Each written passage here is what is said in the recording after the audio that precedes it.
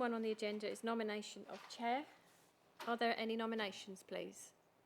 Councillor Anderson. I nominate Councillor Redsill. Seconded. I'd like to declare that Councillor Redsill is chair. Councillor Redsill, would you like to take over the meeting, or would you like me to finish? No. Carry this? Yep.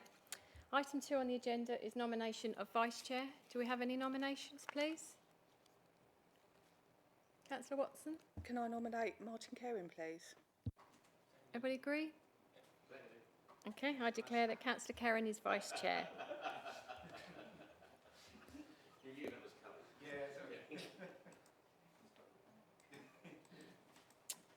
Item 3 on the agenda is terms of reference. These are set out in the agenda pack.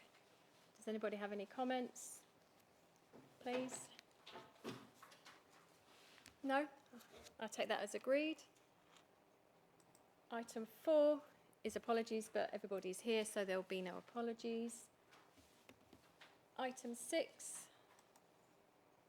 5, apologies, is the minutes of the Development Task Force Group met on the 8th of March. Does everybody agree with those minutes? Are there any comments? Okay, I'll take that as agreed. Thank you very much. Item 6, urgent items of business. No urgent items of business have been received. Takes us on to item 7, declarations of interest. Are there any declarations of interest this evening, please? Okay. No, thank you very much. Okay, I shall now swiftly move on to item 8. And I understand, I think it's either Sean Lee who's going to present this report, please. Thank you, Jenny. Good evening, members. As with most task force meetings, what we tend to do is to have a factual update report, but also to have a sort of a speaker slot for at least one of our consultants to come along to talk about the pieces of work that they're doing to help us with our local plan. And this evening we have Stephen Haynes from David Locke Associates who's here to talk to us about the town centre work in particular. Then after that, we'll then move into the update report. Sean, was there anything else you wanted to say by way of introduction context? Yeah, I mean, just a few words. In terms of the work that Stephen's doing, it's basically two-pronged. Members obviously have asked us in the past to make sure that when we look at meeting our housing needs, we ensure that there's no stone left unturned when it comes to looking at the capacity of the borough's town centres to accommodate housing growth. So a key part of this work is looking at the larger centres, but also some of the local centres to see whether there are sites within those town centres which could accommodate housing development, obviously thereby reducing pressure on the green belt. And then another piece of the work is looking at how do we repurpose those town centres that have been hit by COVID, but also in terms of the significant changes in the way that people shop and also within the retail industry. And that gets us to the point where the demand in some of those centres for retail floor space and presence by national multiples is going to reduce over time. And obviously the government is keen that we look at that as an opportunity, particularly in relation to promoting housing development. And that takes us back to the urban capacity study. So I think the two pieces are neatly interwoven. I think this is a baseline piece of work in the first instance. It's looking at the capacity and the scope for doing more detailed work further down the line. And part of that work will obviously end up us producing a series of concept plans, which will set out the regeneration strategy for all the borough centres. It'll build upon the work we've done historically at Lakeside, and it'll also take on board the work that's been done in respect to Grays and Tilbury. But it will make sure that all that's done within the context of promoting the network of town centres that's fit to meet the growing population of the borough as we go forward through with the local plan process. So rather than spend any more now and stealing some of Stephen's thunder, I'll hand over to Stephen to take you through the presentation. Thank you, Sean. I'll just bear with me while I...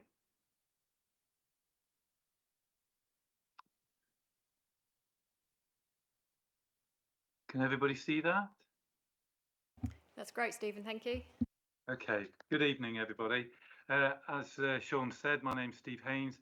I'm a partner at David Locke Associates. We're based in Milton Keynes. We're a company of over 30 years plus, based in based in Milton Keynes, so I've already said that, but we're planning and urban design practice, and we've been working in Thurrock with Sean and his colleagues for a number of years, but now we've been re-engaged in more detailed work looking at the local plan. So just very briefly, the study that we're about to embark on, as Sean says, it's very much a baseline study, but the aim is really to understand the sort of residential capacity within the town centres. We will be looking at some of the other ones in terms of the smaller villages as well to give that complete picture. But as Sean outlined, this is really to give a complete evidence base for the local plan so we can ensure that, as Sean quite rightly said, no stones unturned. Just giving you an update really on the sort of geographical spread, the study locations. There's 10 towns, if you like, that we'll be looking at. I won't go through them all, other than I'll come back to Lakeside, number 10 in the later slide, where we have undertaken some work historically, but part of this process will be looking at that and updating that. You've already got town bids submitted for Grays and Tilbury. We'll be looking at those, the bids that have been submitted, and looking at how we can extract any information out of that can give a picture about redevelopment opportunities for residential within those town centres. And as I've also just pointed out, we'll be looking at the smaller centres and villages within the Fens in terms of Orsett, Southfields, Horndon on the Hill, Fobbing and Bullpen. So how will we undertake this work?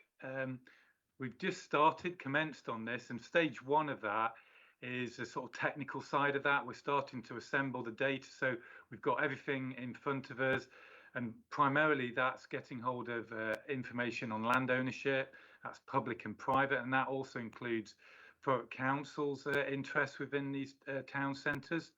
We'll be looking at planning permissions and completed schemes so we can get an as up-to-date picture as we can. Some of those schemes will have been built out, some of them will be pending. We'll also be looking at what's called the housing land availability assessment, and looking through the submission for calls for site that have already been submitted. So we'll be mapping those using our GIS and CAD systems so that we've got a very accurate picture of where all these sites are located, and we'll be able to overlay onto those constraints and also other information regarding the brownfield land register. So trying to look at already previously developed sites to see how we can get additional housing in these town centres.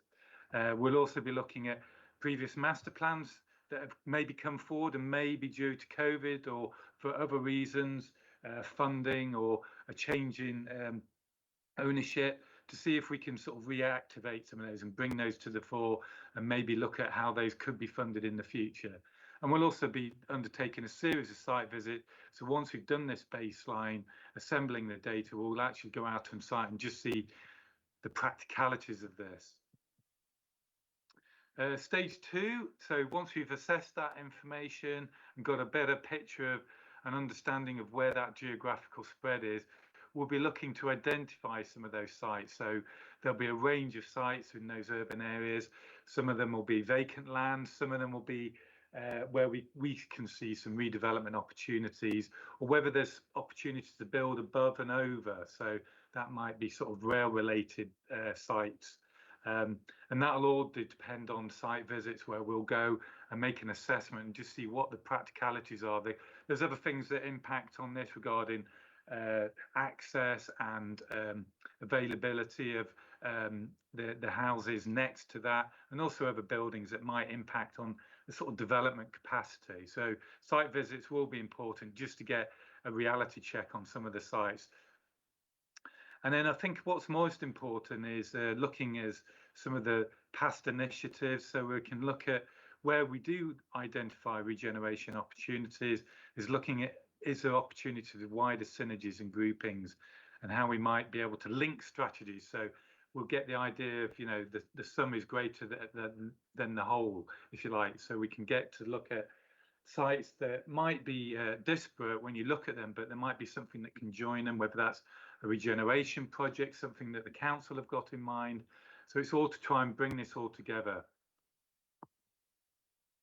And I think taking this work on, as I say, we're at the very early stage, the baseline, but further work that would be brought in to sort of supplement the work that we're doing will be looking, as Sean has outlined, in terms of retail. So a number of these town centres will have had their retail functions impacted on due to COVID, but that's something that's been changing for a number of years. So that's not just over the last couple of years. It's something that there's been a steady decline and transformation of the way we shop and how we undertake our use of the town centre. So part of the role will be to sense check that, look at the categorisation of those centres, what will be their future roles and functions, and some of that might be, sensitive. So we've got to be understanding of some of those town centres are not what they used to be.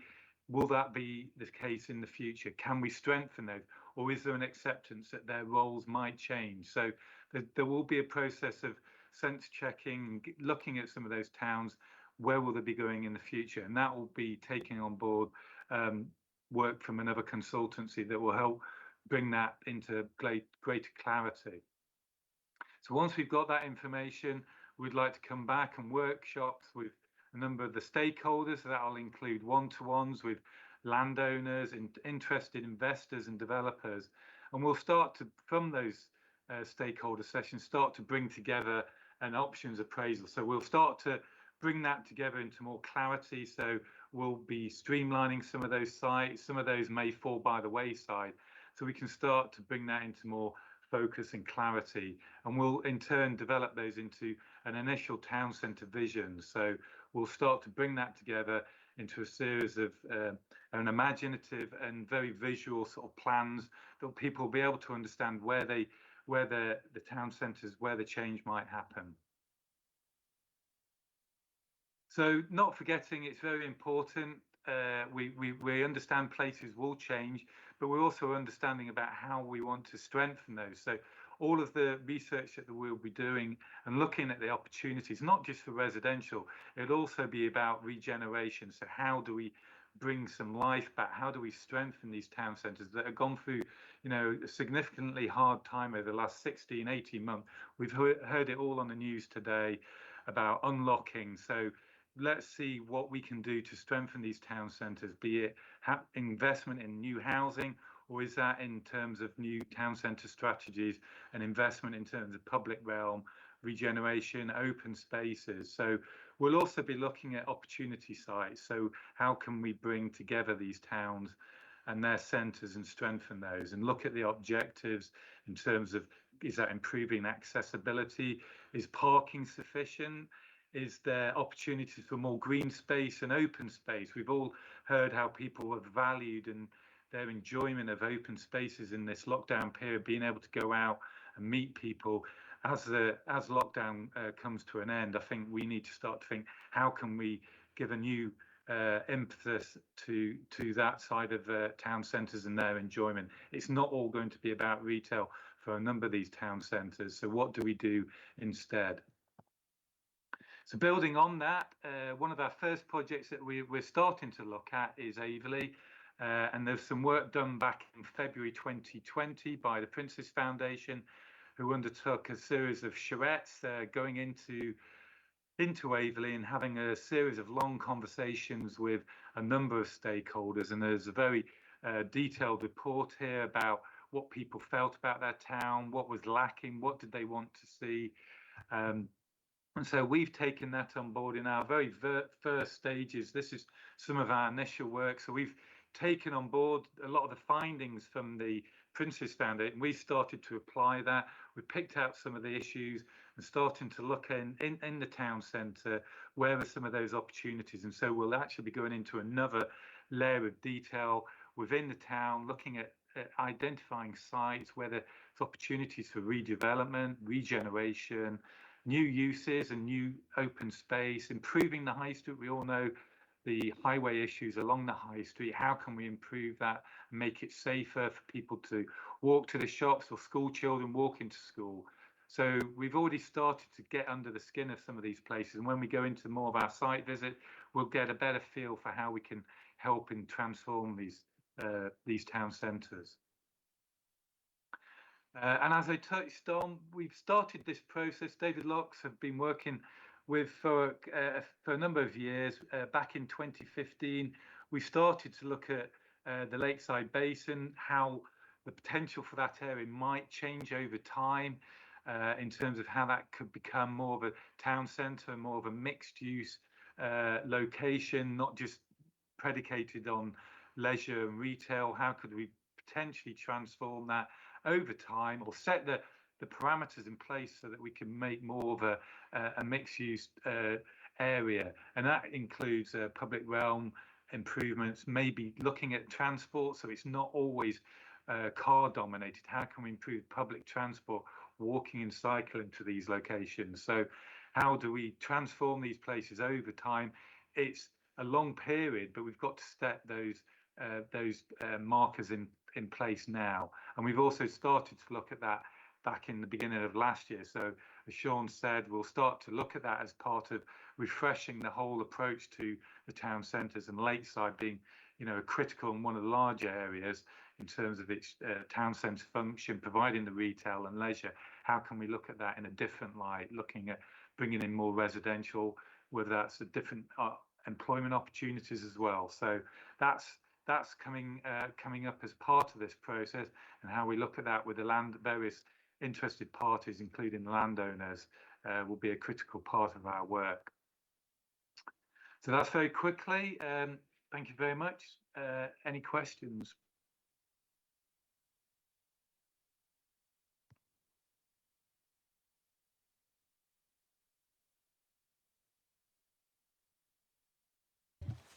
Yeah, thank you for the for what you did on this. Just a few questions. Nothing. However much we want to get cars off the road, it isn't going to happen. I think most people who go to Lakeside, just thinking about the basin, most people are not going to go there to do their shopping and get on a bus and come home. We've got to. It is easy in Lakeside to shop because you can park for free. So I think it's. I'm not too sure how I feel about houses in the middle of Lakeside, because the pollution's got to be bad. If they sit in their garden, it's got to be really bad in there because the pollution's already there. Just picking up what you said about Averley Town Centre, I thought there was talk about shutting the village road off, because I don't think there's much we can do in the middle of that town because it's already all built on, and more houses and flats going in there. So I don't think, without shutting the road off and getting traffic to travel away from that small area, is not much else we can do. Just on those 2 points, thank you. Yes, certainly. Sorry, can you hear me okay? Yeah. On Averley, as you probably know, there's a sort of wider growth area being promoted by Scott Properties. So there's discussions underway with the planning department at Thurrock about that. And part of the strategy for that is a new link road that would take a number of the HGV vehicles that actually go through Averley Town Centre and make that awkward manoeuvre around the Button roundabout and southwards down Ship Lane, I believe. And so part of the strategy for first part is to take that HGV traffic out. How that's restricted, there's a detailed design that would need to be done to stop actual HGVs doing that. There would have to be a gate of sorts, and when I say a gate, it's to prevent HGVs physically moving down that high street. So we wouldn't necessarily stop cars and vehicles going down there, but certainly those heavy vehicles that make it such a potentially dangerous environment as well for children and people that do want to walk and cycle into their town centre. So we think there's real opportunities for that to enhance that and take those heavy vehicles out. So we wouldn't be promoting closing off Averley High Street. I think pedestrianisation, it comes with its pros and cons, and I think passing trade is what all retailers and those businesses down there will be looking for people to come in. I think part of the issue is not being able to park actually on street or in a convenient location to actually go to businesses. So that's part of something that we'll be looking at. Moving on to Lakeside, yes, you're absolutely right. At the moment, you wouldn't say it's the most appropriate location for a new residential neighbourhood, but I think we've got to project our mindset into the future, where some of those retailers, where they've got large sheds, they've got acres of surface car parking, they might be adopting a different retail model in the next 5 to 10 years. We've all seen the explosion of getting our home deliveries delivered to our doorstep. I think what we've got to try and do in whatever plans that we develop for Lakeside is start to look at future proofing that. So some of those sites will come forward, developers will want to look at alternative options. We've seen on the news about Waitrose and John Lewis wanting to look at residential on some of their developments. So I think developers and landowners and certainly the retailers will be looking quite hard at their portfolios. Where are areas where they can get a different mix of uses? So I agree, car parking, people wanting to use their private car. We've still got to address, I think, the public transport strategies. That's partly why people refer back to their car, because the public transport, walking and cycling, is not the best that it can be. So I think readdressing those balances and those checks is what this strategy and what the local plan is seeking to do. So it's not just about development. Underneath all of this will be a huge program of investment in terms of infrastructure, and that's not just new roads. There is recognition there will need to be new roads, but it's also that public transport, walking and cycling network that we need to sort of reinforce if we're going to ever begin to sort of tackle the climate change agenda and bring people to start to use those modes of movement. Does that? No, just come back on that. Come back on that. I see a lot of faces of my fellow colleagues watching their faces at the moment. Lakeside is a nightmare anyway. If there's ever an accident anywhere, it closes Lakeside down altogether. As far as I can see, the transport, buses and transport into Lakeside is not bad. I mean, I sat there the other day and watched, I'm a great watcher, and I watched the bus traffic coming in and out of Lakeside. It's quite good. The only thing is, there's not many people on them. So obviously it's not being used to its full capacity. And as for, I don't really agree with cycling, and not many people are going to cycle to Lakeside. I'm sorry, it's a nightmare to get there, to cross the main roads as it is on a bike. So I'm not too sure that I quite agree with that. Sorry to be a pain. I think in generality as well, though, I think part of the local plan, a fundamental underpinning of that will be addressing sustainable modes of transport. So whilst I was talking about Lakeside there, getting into and out of Lakeside, don't forget we've also got the rail station, but with the scale of development that potentially Thurrock's having to accommodate, we will have to start to, and this is happening in urban centres across the UK, we will have to start moving towards sustainable modes, whether that's public transport, new modes in terms of metros,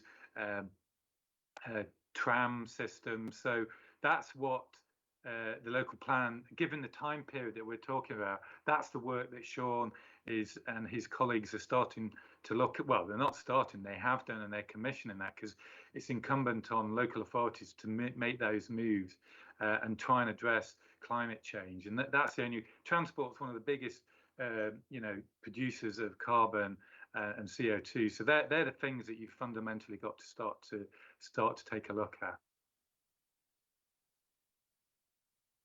Thank you, Chair. So I've got a question around what Councillor Redstill's saying, because I'm actually the ward councillor in West Thurrock and South Stifford right now. And if anything comes on the M25 or anything in Thurrock, we're at an absolute standstill through Purfleet and everywhere else. With all the best will in the world, I completely are for green vehicles, green energy, but people will always have 2 cars near enough per household. The areas that you're looking at around Averley, Alsett, they wasn't really built for the amount of traffic that's going to go through there, as well as you're preparing to do an urban regeneration town or a extension onto a village with the HGVs going through there. So I think my question to you is, how are you going to put this within the plan to ensure that the road structure is sufficient enough for the amount of housing and infrastructure that we require to get this plan underway, really? Yeah, I can answer part of that insofar as any work that we undertake will be in close consultation with Thurrock officers, but also their consultant team that are looking at the transportation side of things. So we won't be proposing huge areas of growth if they can't be supported by that level of infrastructure. And that's part and parcel of what this local plan process will be about, is not just presenting those development opportunities where that regeneration can take place. It also be identifying what infrastructure will be required, and that's not just roads and public transport, that's schools and health and all of those things that are needed to support this growth.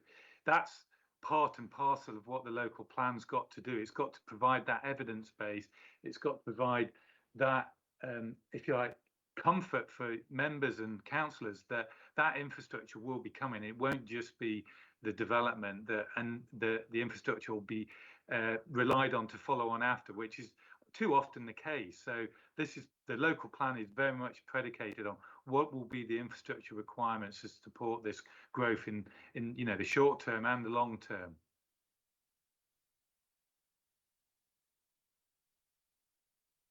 Thank you very much, Chair. Thank you very much for this report. It's kind of, my question's kind of carrying on a theme really of that was started by Councillor Redsill and carried on by Councillor Watson. But I feel a lot of this report is basically how can we squeeze housing into town centres, because you know, most of the pages are about potential residential developments, the role and function of them, where we're putting in housing. And so I'm not asking a question against housing. What I am asking is, what could you say to me from this report which would sort of convince me that this isn't just about how we can get more housing into town centres? Do you see where I'm coming from? I'm not... Yeah. I mean, first and foremost, it's not our report, it's our sort of methodology, how we'll undertake the work. I think the first stages are where we will be undertaking that work. And when I say we, David Locke Associates, we'll be looking at those capacities in terms of sites, opportunities, vacant land, vacant buildings, to look at where there might be opportunities for reinvestment. Some, you know, it's not just about putting new residential development, it's looking at how we can regenerate these areas. So there'll be a follow-on bit of work undertaken by another consultancy yet to be appointed, but they'll also be looking at, and you'll probably see, I can't remember which slide it is, I haven't got it in front of me, I'm apologising, but that's to look at the health check and the sort of retail function of those towns. So there will be a specialist company that will be looking at that to say, we're not just about those shops that are lying vacant at the moment, we'll just convert those into residential. We do not want to do that in the slightest. We want to strengthen these towns so they don't just become dormitory suburbs. We just want to understand where the opportunity is for regeneration, residential development.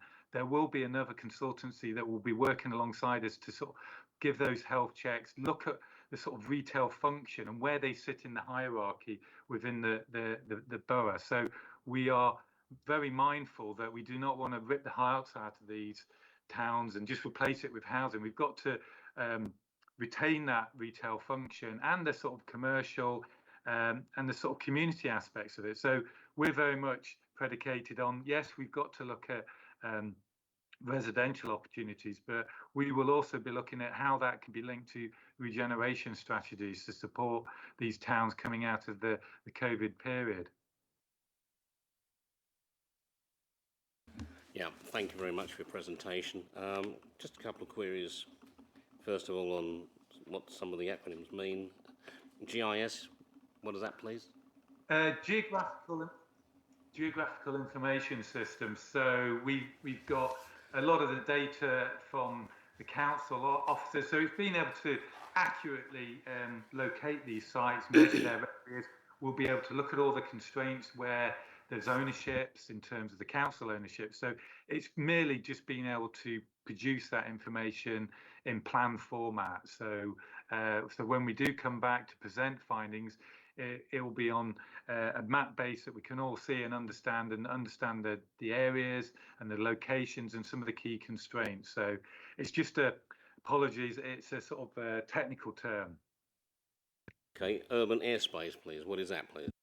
Urban airspace, so potentially over railway areas where you're building over bridges, using network rail land, or over areas where there could be on commercial space with residential above. So you've got, we've got retail on the ground floor, but obviously we can get residential apartments above that space. So there's a number of opportunities to intensify areas. So you get more, you retain those uses, but in terms of apartments, you've seen, you know, likes of some of the retailers building apartments above their retail units. So it's that type of use, using the same footprint but building upwards. But I would say we're not going to recommend tower blocks appearing in all these urban centres and villages, but it's just using it in the right locations, in the right town centres where you can possibly increase the density. So Lakeside could be an example.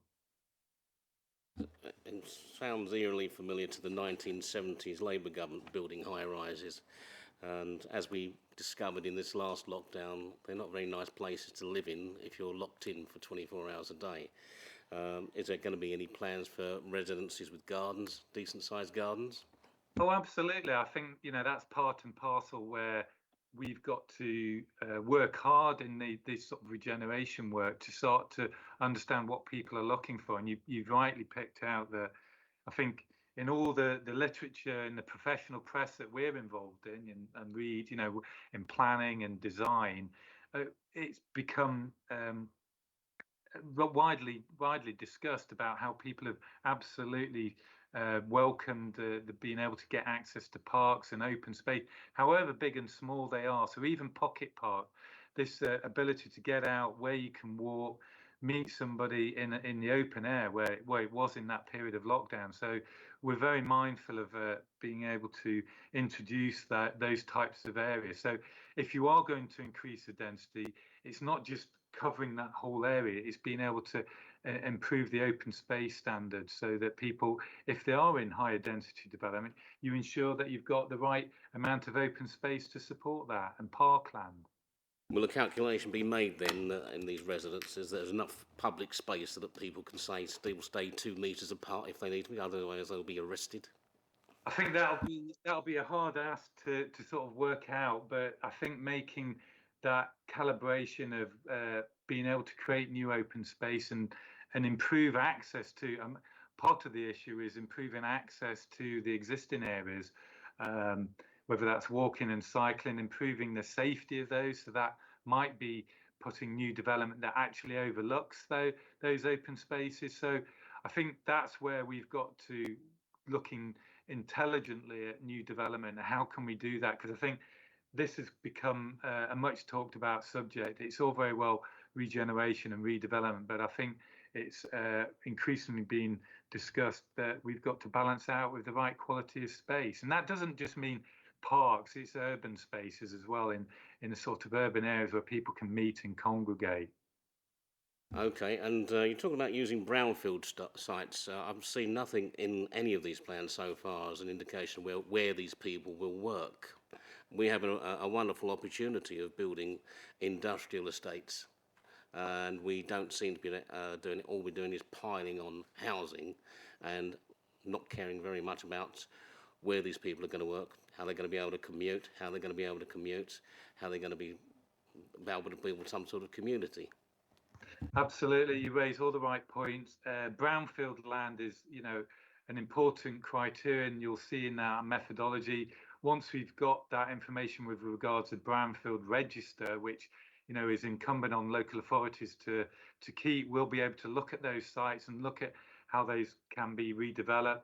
And you're absolutely right. We are firmly of the opinion that we've got to consider where these people will work. So we're aware of the large employment opportunities that are being already built out, but also being talked about. So we've got to ensure where we put the homes are in the right location so that people can live and work in those places where it's convenient, and they don't always have to get into their car. They can use public transport, because that's the only way that we're going to actually reduce the number of vehicles that potentially might be going onto the borough's road network. So being able to put housing in the right location that's absolutely connected to public transport, walking, cycling, the rail stations all play a part in that. So we will be working with Thurrock officers and their wider consultant team to ensure that where we are making recommendations, they are absolutely in the most connected locations.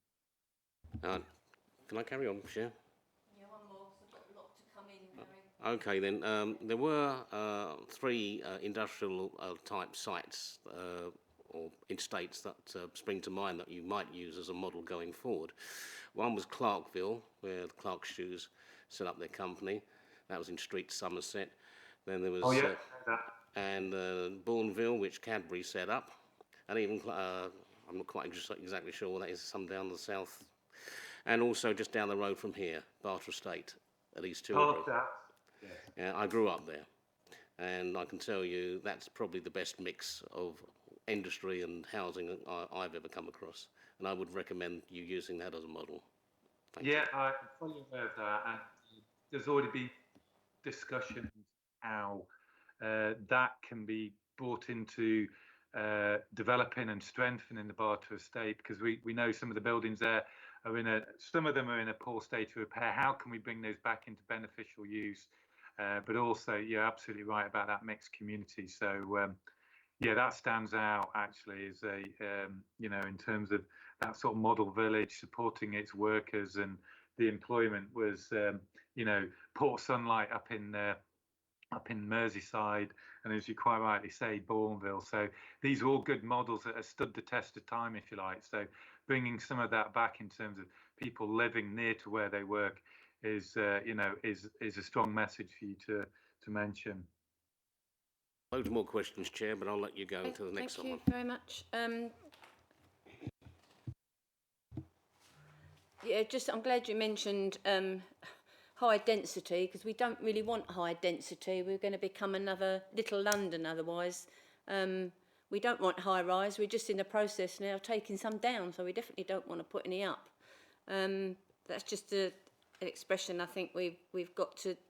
High rise is no good. It doesn't give for good community at all.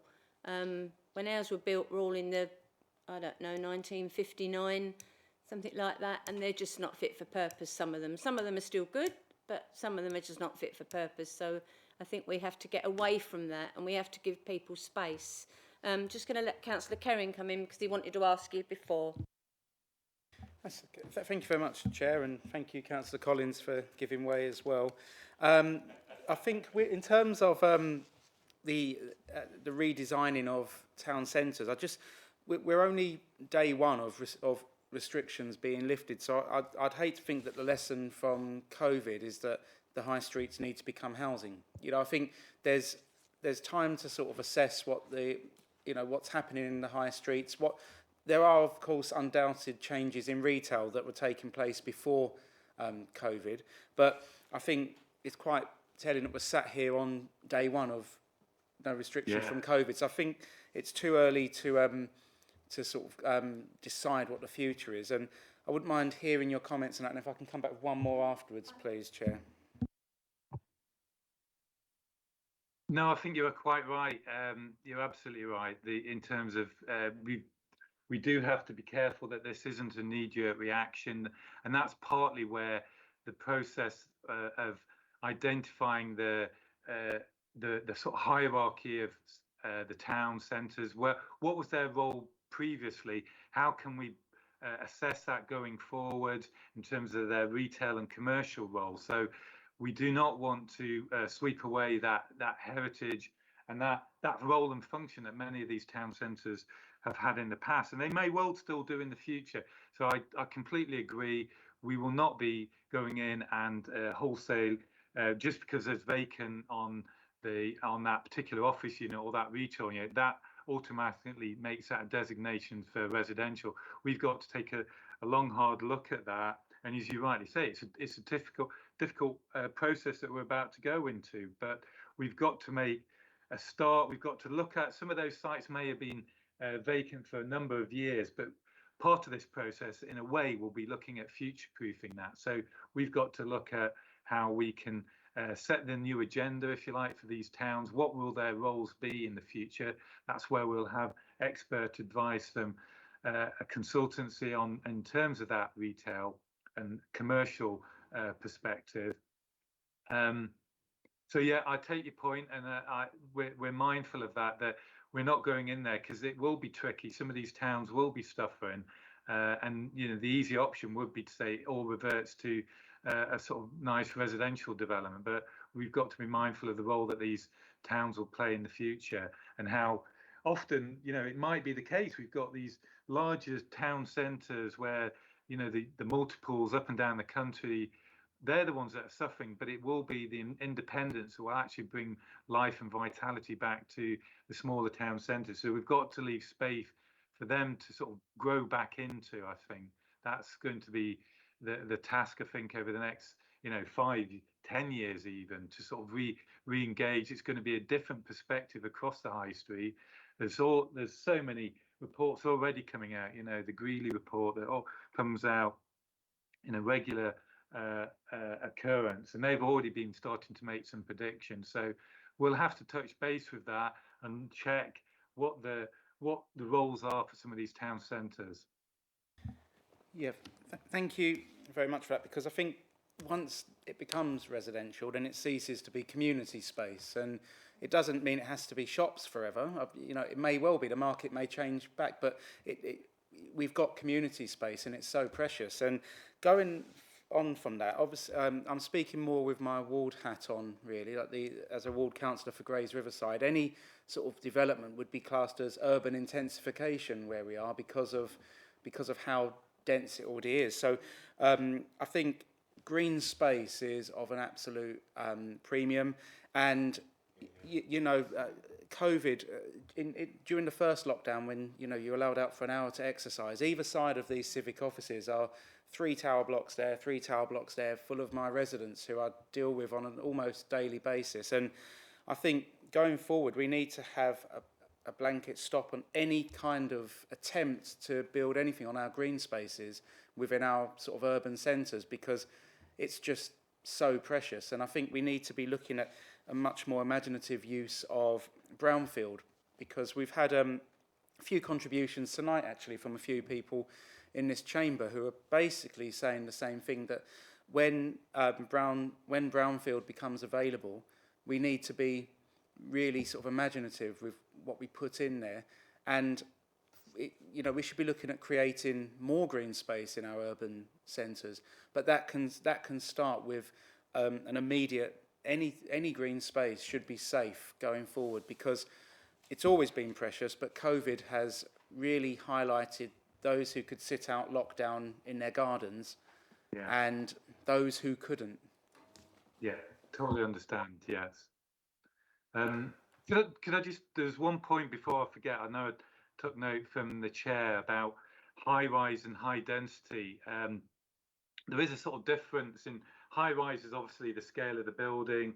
Obviously you get more people per hectare, but high density doesn't necessarily mean the higher the building. It can be the configuration of those houses or those apartments, and indeed, the council's own housing development arm in their early days was developing some really innovative housing types that you would probably say are in the bracket of high density, and so they accommodate an increased number of people per hectare, but they do it in and an imaginative and creative way, as opposed to often what is the usual developer standard of 35 dwellings per hectare. So it's kind of a technical term, and by all means, I'm willing to come back and use some slides to explain that. We often have this discussion with local authorities and councils across the country, and you know, it's a well-trodden path in terms of understanding, you know, some areas are high density and low density, but that doesn't necessarily always mean that they have to be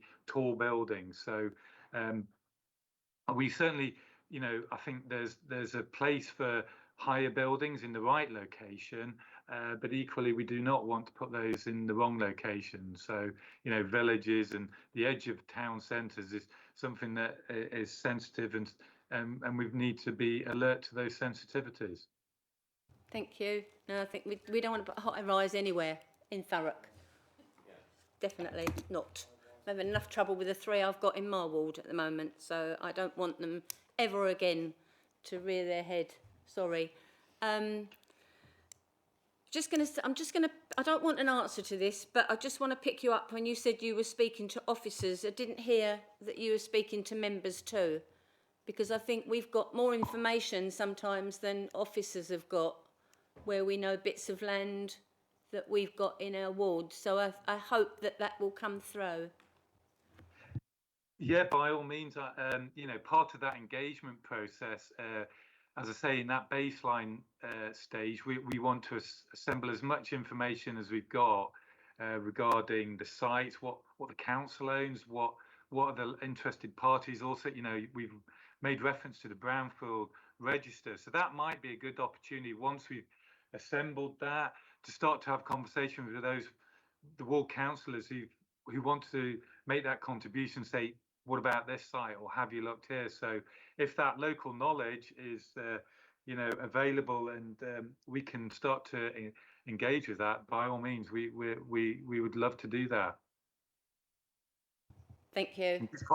I'm just conscious you're very busy people, so Always got time to listen. Here to serve. Yeah, here to serve. Thank you, Chair. Yes, we are here to serve. So I'm hearing a lot about the developments, and I'm hearing a lot about like expansion of villages. But have we considered the state renewal schemes, where we have got the high rises that are in a bad state, and we can take down and reconfigure the estate renewal, than building on new footprints? And I think part of our commission is to look at the new development, but that's not to say, partly because the scope of our work can only take on so much. So I'm aware of renewal projects that have gone on in South Ockenden, for example. So by all means, we'll be looking to Sean and his colleagues to map where those regeneration projects are, and just seeing what those suggestions are. But just the nature of our project and the commission, it isn't there to go and look at wholesale estate renewal. But that's not to say if you believe there's areas where there's opportunities for us to highlight and bring to the attention, I think that will be something, you know, the officers would probably welcome for us to sort of start to map. But it's not necessarily within this commission to start to look at that detailed estate regeneration, because I've been involved in that across the country, and I know how long that can actually take. You know, it's an in-depth, you know, it's sensitive work. So within the time frame, there's also, you know, we've got a certain amount of work to complete in order to sort of guide the next stages of the local plan. But you know, that's not to say we do not, we won't look at where that regeneration can happen, because we all recognise redevelopment, regeneration opportunities often sit hand in hand. Thank you. Lee, can you answer? Have we got an estate renewal programme at all? Yes. And how are we taking that into consideration in the local plan? Thank you, Chair. It's certainly something that I've wanted to come in just a couple of times, but Stephen's been on a good flow there. So, but I think what I would add is that the work that is being the work that we're talking about right now is a layer which builds up. So we have economic development needs work, we have our Greenbelt review, we have our town centres work that we've just been talking about, etc., etc., etc. And it's almost like strata of like rock, and it just builds up that evidence base. And through that, that's where, when we get to an examination in public, when we put our plan to the planning inspector, we need to show how our plan is deliverable and what evidence is supporting that. And I think Sean made the point right at the beginning about, demonstrating that no stone has been left unturned, that we have looked at all of our sites. So particularly when if we're in a situation where we're looking at greenbelt sites, we need to prove to an inspector when we've looked at the urban areas, and actually we need to go into the greenbelt for these reasons, because the urban area, we've already made the best of those areas as well, striking that right balance between what we've just been talking about right now.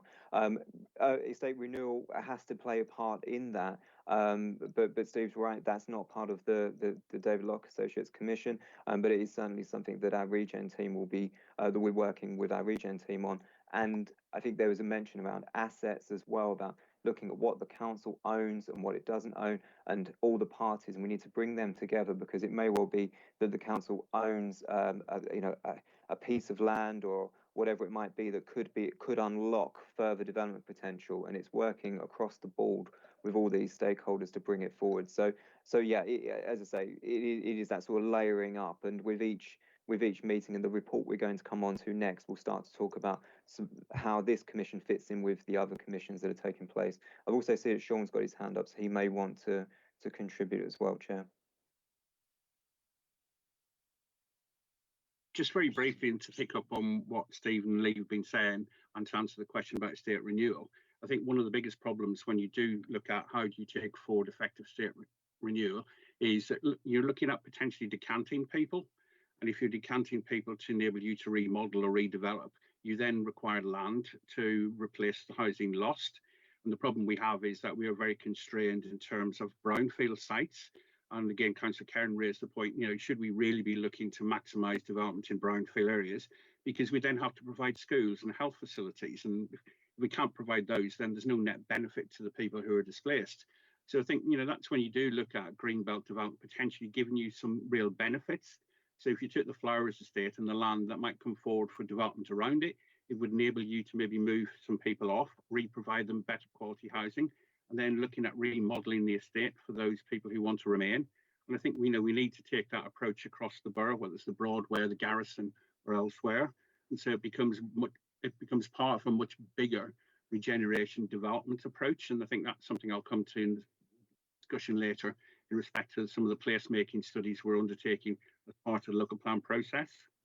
I think Lee mentioned our assets, and I think the local authority is in a really strong position here. We own quite a few significant sites across all the borough centres, and it's how we can use those sites that we own to help deliver our own priorities, whether it's affordable housing, whether it's actually providing a site for a new supermarket to serve some areas which are deprived in terms of quality retailing, or looking at our own shopping centres. I mean, look at the facilities in Ockenden. They could be improved, but what sort of improvements are required to make them relevant going forward? So I think we need to look at our own estate top to bottom and look at how we can actually use it to best advantage to deliver holistic regeneration. And I think one other thing is, obviously, in terms of town centres, it's not just about housing, it's about how we can make them relevant to the constituent communities. And I think each centre has got an importance which maybe the local community understand more than most, and I think we need to reach out to them. And part of the process of doing that is through the design charrettes. So the idea of getting Stephen and the team to do some work now, looking at some sort of early projects and concepts, is that when we go out to the communities in September, we will be better versed in terms of what might be possible, and we'll take their view back and use that to inform the work we're doing. So when we get to stage 2, what we're doing is actually reflecting back your views, local community views, but also the market, because everything has to be deliverable.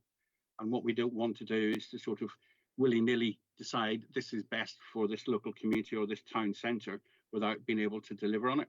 So I think there's a lot of work that needs to be done, and I think it's finding a USP for each locality as well, and making sure that we exploit that and maximise it as a means to attracting people and investment into those locations. We can talk about greys and the nighttime economy. There is a real opportunity there, but people won't come into the town centre unless they feel safe. They won't come into the town centre unless there are good car parking facilities which are sort of like proximate to where these new leisure facilities are going to be located. But the market, again, won't invest in those sorts of things unless it sees the local authority managing the town centres to best effect. And again, having a catchment population that is reliant upon those town centres helps attract investment. So there's the whole sort of circular actions that we need to do and take forward. And that will all be part of the focus of Stephen's work. Thank you, Sean. Just to come in on Councillor Watson said, there are a few things happening, but mostly it's happening with council property, where it will mean there'll be extra properties to go up in those areas. Whether we take one high-rise down, there'll be more, you know, be able to house more people than just what's in the high-rise at the moment. So that is something that's, I hope I'm not going over the top of your head with that, but it's something that is happening, and there are plans at the moment, but nothing's coming forwards as yet. But that's up to housing to sort that one out. But it is in the pipeline. Yeah. There is an estate renewal programme then, basically. Yeah. So there is one. Yeah. Thank you. But they wouldn't know because it's not in their remit. So yeah, Councillor. Thank you, Chair. I will try and be quite brief. And thank you for the presentation, Stephen. I wanted to raise the point of parking because you didn't, you only made passing mention of it in your presentation. And in these instances, it's not just a case of people having space to park their cars and roads not getting clogged up. There's actually another consequence of getting it wrong with parking in these areas, and that's the effect on local business. If you increase residential properties in and around town centres, and you think to yourself, oh, well, in 10 years' time, you know, people are going to be using public transport and this and that, and then they don't, they're going to start overflowing into town centre car parks, and obviously that's going to have a real impact on local trade and local business. I think I'm quite open-minded, to be quite honest, and I understand that these, you know, this town centre studies is only in its early stages, so I'm not going to say I don't want to see this there and I don't want to see that there, but what I will say is I don't want to see development without sufficient parking, because that down the line may well have a really negative consequence on our local small businesses, and that's something that I do not want to see. Yes, I can fully understand that, particularly as, you know, we're all just getting into the tide of things coming out of lockdown. The last thing we want to do is take away the parking from these businesses that have been on their knees. So we've got to absolutely be mindful of that. And you're right, car parking, be it for commercial or residential, is always a sensitive subject. Back in, you know, back in the day when PPG3, which is a housing policy note, there was a desire to, when John Prescott was Deputy Prime Minister, there was a real desire and drive to sort of push down, if you like, throttle down on the parking around residential developments. But the sort of unintended consequences of that was that it all just spilled out onto the streets. So people started parking on the footpaths and, you know, in inappropriate locations, or on, you know, tarmacking over their gardens. So yes, we've got to think about it, about things intelligently, and there's more ways of approaching car parking for residential areas. But that's equally for looking at how you balance that out in terms of people's ownership models, in terms of cars. People might not be owning a car in the future. You know, the younger generation, whether they work in the cities or the towns, I think there's going to be a desire for some people. They want to live in a different way of living. They might rent a car, they might hire a car. These things that we need to start to consider for the next generation. So we could be building car parking structures that might not be used in the future. So we've got to I think you're right, we've got to think intelligently for our towns and centres, so we maintain that vitality and support for those businesses. But equally, we've got to think about, will that be the case in the future? Will people be wanting to use trams, Ubers, metros, things like that? I don't think so. No. People like cars. It gives them a sense of freedom. You can get from A to B whenever you want. You know, I'm young. I know a lot of young people, they all want cars. You know, I don't think that we're going to get to a place in 5, 10, 15 years' time where people are saying, oh, I'd rather jump on the tram. Well, it depends if they're going Can I out just, for a night before out. Stephen, before you answer that, I just feel that it might happen in London because it's that sort of place. People travel to get. It's no good having a car in London because you travel on tubes and you travel on whatever. So London is built like that. We are not built like that. I mean, I have to travel 250 miles to see my daughter, and that takes me 2.5 hours. No way am I going to get on a train. For a start with, it only cost me 15 quid in a car, and it probably cost me about 30, 40 quid on a train. But I really don't think we're going to get rid of cars. I think we've got to. I just wanted to say, in what you've just shown us on screen, you didn't once mention the river, and Sean knows how I feel about the river, and we're going to obviously bring in river taxis. That will get a whole lot of people off the road, you know, and more freight travelling by train and river. I mean, that river this afternoon is used quite a lot. There was a lot of boats coming down there today. So I would like to see that rush through a little bit. We need to get to that stage where we start to use that river to get people to work. That will take hundreds of cars off the road.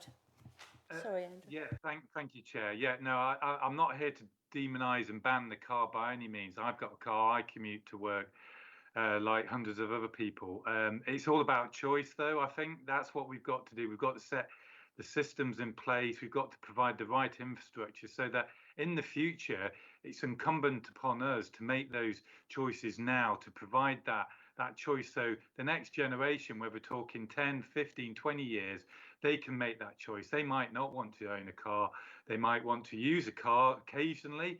But we've got to start putting in place that infrastructure now, I think. And if we are going to tackle climate change, okay, cars are going to move to electric. We're going to move from gas boilers. That's all going to make a contribution, and that's happening now. So we've got to think about what are the steps and changes we've got to make in terms of Thurrock, in terms of people being able to move about from where they work, where they socialise, where they go out, and where they live. So that's what this is about. We're not demonising the car. We recognise how important that is, but we've got to put in place those opportunities for people to make those choices wherever they live. I think we've also, Stephen, got to put in the infrastructure properly before we do anything, because I remember sitting on the local development plan 10, 12 years ago, and probably it didn't work then, and it's not working now. You know, we've got roads that are like London Road that is just beyond its capacity. It can't cope with any more, I don't think, and that is so built up, and the pollution that must be in that now is terrible. And anybody that lives near there and in a new house at the moment, that house in 10 years' time probably will be grey. The rest is the other houses that have been built there years ago. So I think we've got to look at infrastructure in a bigger way than we do. I mean, we was talking about Lakeside Basin, wasn't we? Lakeside is not owned by us. It's owned by two consortiums, one Lakeside, one the Outer Lakeside, so it doesn't belong to us. So we can't really, you know, they've got to come to us for planning, I know, but none of it belongs to us. So we've got no real say in what happens in Lakeside itself other than planning. But I think, you know, we've got to sincerely look at the infrastructure before we do any more building at all. We have to look at other ways, because it is the infrastructure that closes us down, that we've got now. You know, it just, I know the other day Lakeside closed for 4 hours because nobody could move. And, you know, we must do something with the infrastructure. It hasn't worked before, so it's got to work this time. You know, if we don't get it right this time, there's no hope. I'll just answer briefly on that. I'm sure Sean will add to it, but I think it's become, these are the challenges of the local plans now. They've got to, it's incumbent on them to to show what the infrastructure plan is, what's needed to be put in place to support this growth. Otherwise, it's not deliverable. So there's the challenge there to show what is the infrastructure needed that can support this scale of growth or these regeneration plans. So I'm sure Sean will add to that. I think the final bit was on Lakeside. You're absolutely right, but that's part of how we will engage with them. We'll have to speak with those landers. We can't go in and CPO their sites. We can't go in there and enforce on them, but we'll have to talk to them, converse, and say, what are your plans? Have you seen a shift in, we know that went into financial liquidation that owned that part of Lakeside. So fundamentally, some of these big commercial operators will be looking at their portfolios.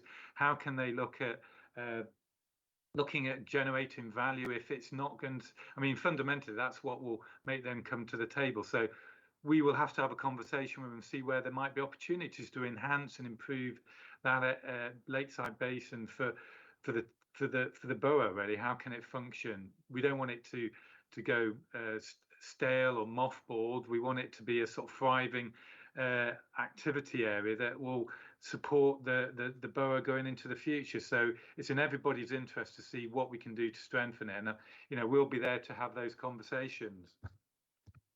Thank you, Stephen. Does anybody else want to come back in? No? Have we gone as far as we can go? Don't agree with everything, but we'll wait with bated breath for what you come back with, Stephen. Thank you. As I say, we've only just started, so what you see there, I've taken copious notes. That's our methodology, how we will take it forward. But we've listened and learned and heard from yourselves, so we'll take that on board when we move forward. Lovely. Thank you, Stephen. We'll see you next time you come round. We'll still badger you with questions, I'm sure. Thank you. Thank you.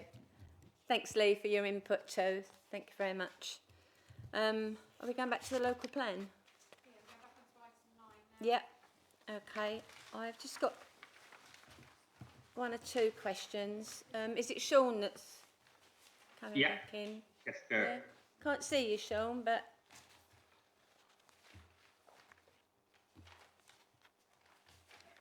Sorry, Chair, I'm you might be having a cup of tea. room. That's all I'm right. sat in a very small room and it's very hot. Just a few questions really. Nothing. I won't go to. So there'll be other members who want to come in. On page 14, which you said affordable and specialist housing needs. Affordable's a word, isn't it? Really, because affordable's only affordable if you can afford it. So I don't really know why that is there. I suppose it's got to be there in a way. Not heard anything about bungalows being built anywhere in Thurrock at the moment. I know in other parts of the country there are really lovely bungalows and places being built. So if we don't build bungalows, we're not going to free up the big 4-bedroom homes that have got one person in it. They're not going to give that up if there's nothing for them where they want to stay in Thurrock. You've got transport needs. I really wanted to bring the river in on that, Sean, because, I want to see that featured more in here, because we've got a great opportunity there with the river to bring those buses in.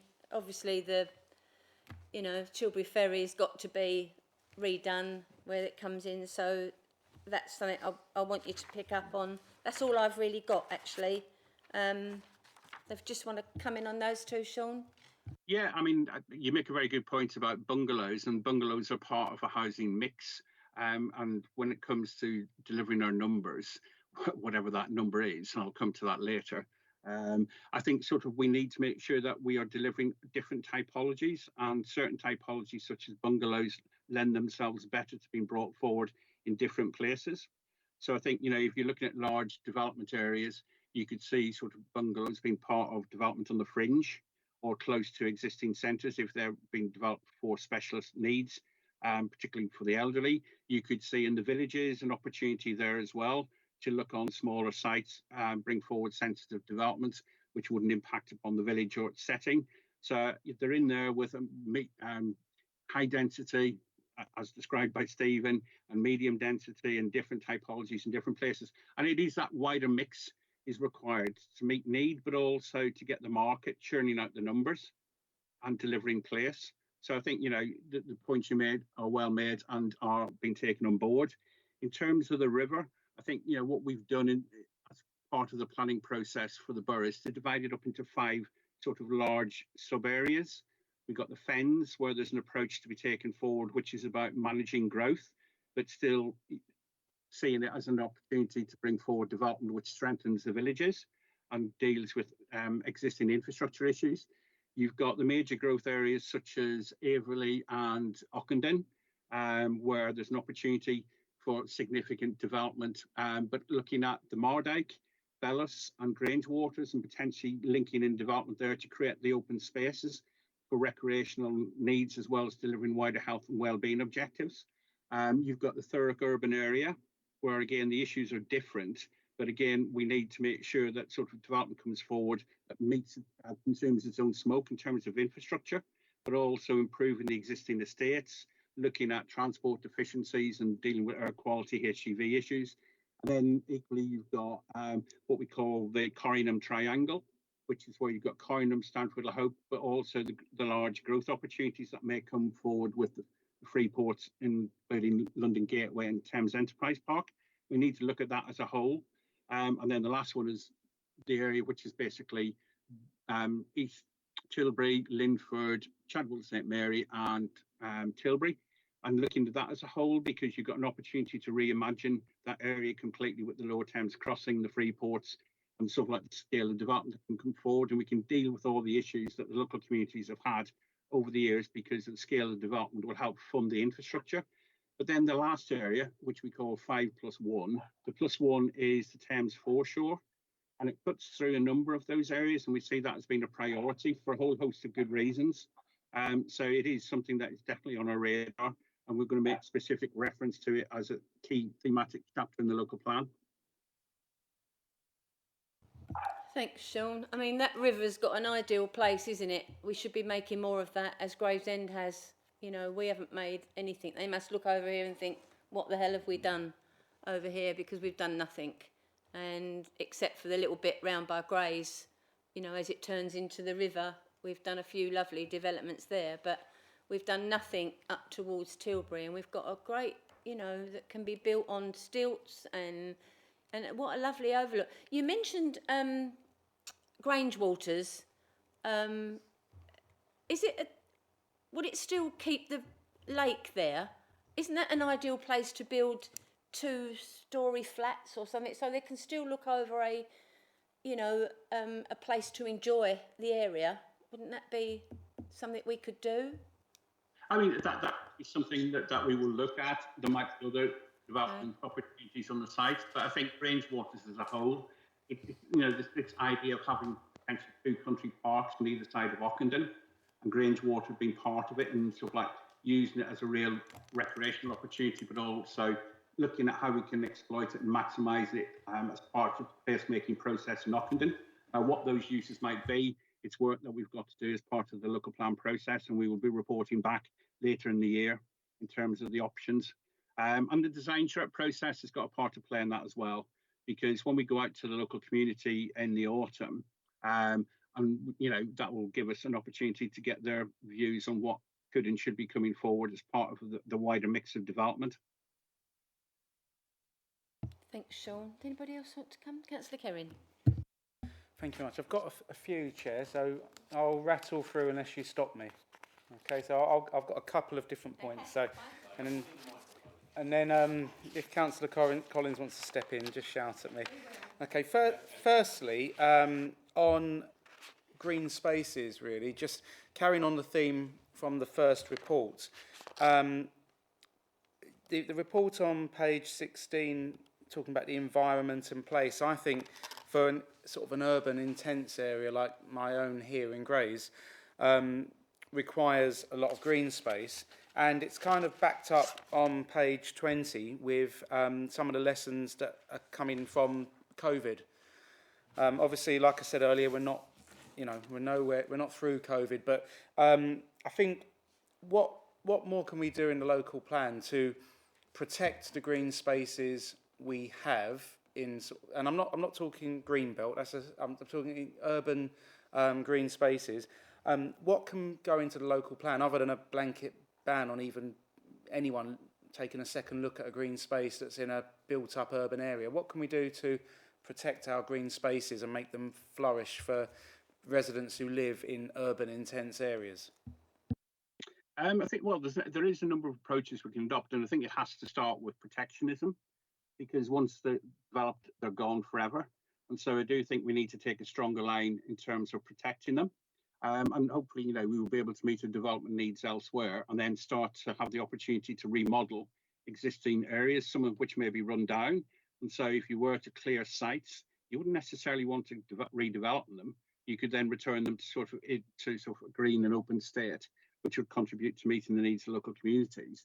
I think also using the benefit of development and the values generated, we can look at refurbishing and improving the existing areas. So even if they're small in size, the quality of the experience that the local community can benefit from through that improvement is something that we could and should be looking at promoting.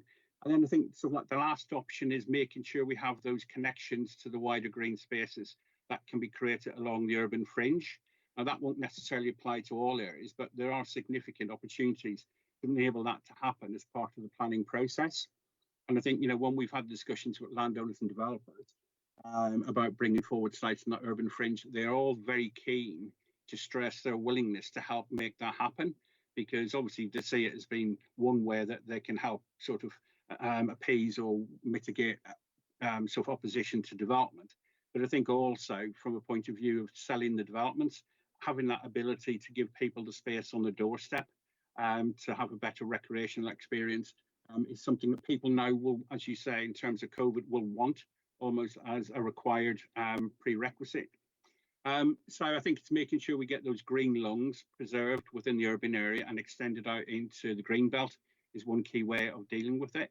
And I know green space is sort of like at a premium within the urban area, but it's also making sort of the hard space areas, again, something that's attractive and people want to sit out and sort of have access to sort of like pleasant views, environment, and be able to move from one urban hard space to another, and making sure that the quality of those spaces is something that attracts people in the first instance. Yeah, thank you, because this thing about green space, the reason I keep going on about it as well is because in recent times, like my own ward, we've had a fight to protect the green space on Parker Road. Our neighbours in Grays Thurrock had the fight to protect Elm Road.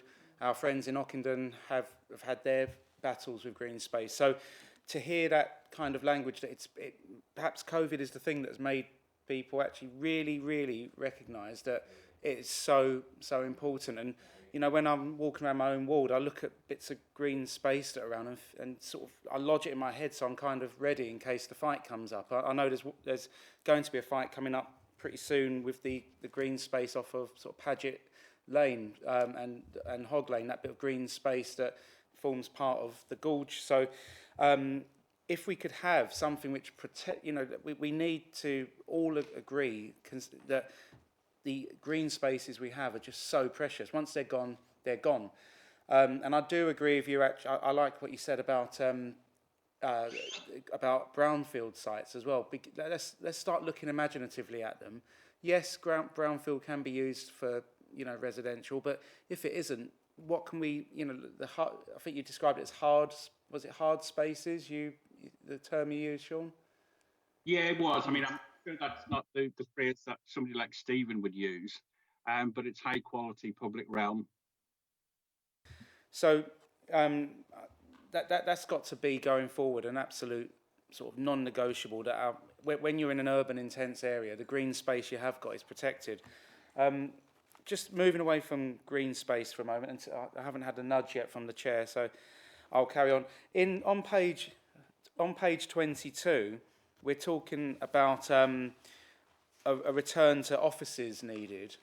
All I would say is it's not really our decision as an authority whether businesses decide to make working from home and home offices permanent. So we can't really do anything about that. So what can we do instead to support businesses and communities that might be adversely affected from a lack of footfall from people not returning to the offices, but it's just, return to office. The bullet point, the third bullet point says return to offices needed. Well, I'm not saying yes or no whether it is needed, but all I do know is it's out of our hands. It's up to businesses. I totally agree with what you're saying. I think I should have put a question mark after that, to say whether it's the right thing or something that's actually going to be achievable. And I think stuff like, it's one of those factors we have to take on board when we plan space. And I think we need to be making sure that whatever spaces are created, whether it's open space or it's actually buildings, they're adaptable and flexible so that they can be converted to different uses going forward, because nobody can second guess what's going to happen in 5-10 years. So I think, I think the approach underpinning the local plan has to be all about being adaptive, and not shutting off the options for investment in local communities or in the infrastructure, because 5 years' time we probably have a much greater awareness of where we're going. So I think this local plan has to be seen as a first step in that journey to delivering something better in Thurrock. But we're not going to have all the answers when we go to examination and when the plan's adopted. We will probably need to start then looking at, well, if we need to adapt again further, having better knowledge of the impact of COVID and other things like Brexit or impact of Lower Thames Crossing or the state of the economy, that, we are capable of actually being flexible in our approach to encouraging development and transforming communities. Just come in there. Councillor Kerrin is right. I mean, it might be something that Lee might want to come in on that. I mean, I've got a site I'm lucky to have Blackshots Field, which I look after, over my dead body. Everybody will get it. But we've got a site, a persimmon site that was built 10 years ago now. And there's a piece of land next to it that's been dumped on and can't be built on, so they say. I'm trying to put a wood there. But to get hold of persimmon to work in conjunction with us to put the wood there, it's known. And it makes you feel that they are land banking it because of what might be at a later stage. I know officers are working with me as well to help, but it's all we want to put on there is a wood. It's got such a lovely area to outlook over, especially over the docks and over the greenery, and it's just a nice place to put a wood. We haven't really got many woods in Thurrock at the moment, so it would be a nice place to go. But I think it's something as part of I don't like the word conditions because a lot of people don't live up to their conditions either on planning, but I think there should be something within planning that we can, when we've got a development like this, that we can do something with, because we are now finding it very hard. I don't know if you want to come in on that, Lee. Joy. Yeah, I'll bring you Chair. in. It might be something that in the report, I think when we're talking about design coding and placemaking, I think there's that real point around when we're creating places through master plans, through different phases of development, and how we can start to create them places. So, but it has to be done at a certain scale to make it actually come forward. And where they are master planned and where they are coded and tied down with conditions and 106s, that's where you can really start to put more of a control on development. And I know the example you're referring to, and the woodland and landscaping and all those precious things that look great on the plan, they need to be delivered as part of those schemes, and they can't be left after the event or not delivered at all, and then it's down to the local authority to chase them afterwards. So that's again, I think Councillor Kerrin made the point around non-negotiable. I think that's a good use of that term in this instance. Thanks, Lee. Councillor Collins said perhaps it shouldn't be, it should be obligations instead on there, because they've got an obligation to the residents that they've put there, and to give them some open space. And there isn't any at all. And it wasn't under our remit anyway, Lee, was it? So we can't blame our planning because it was a different planning authority that did that site. But it's just that that's a site that could be better, and it would serve parts of Chadwell. It would serve parts of Little Thurrock. Little Thurrock Black Shots. It would serve loads of people and give them somewhere to go. As Councillor Kerrin said, through COVID, we've needed those spaces to get out to. You know, I mean, even though we've opened it up today, Black Shots Field isn't full up.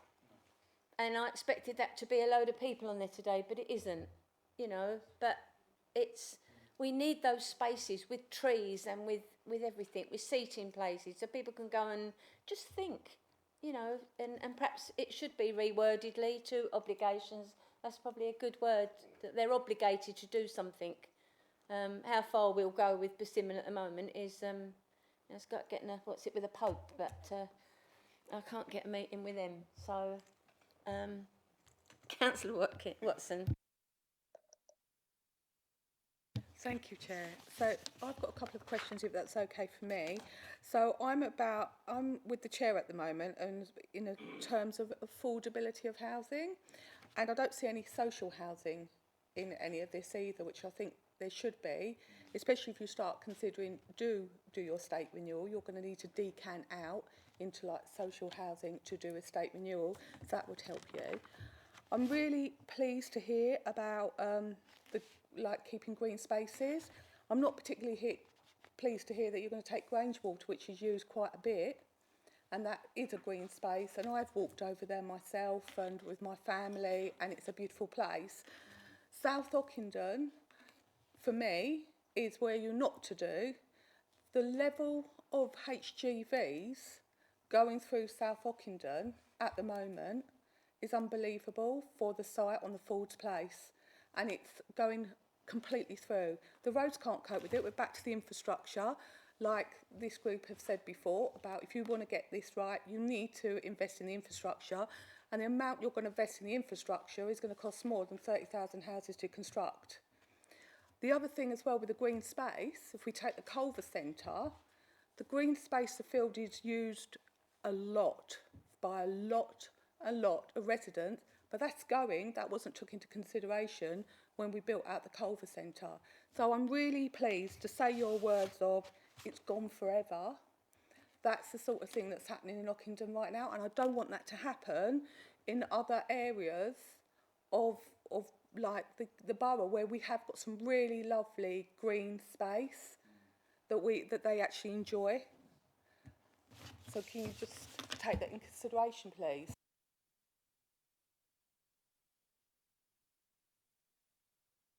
You're on mute. Penalty. I don't think we would be looking at taking forward development at Grange Waters if it was to harm the asset that's already there.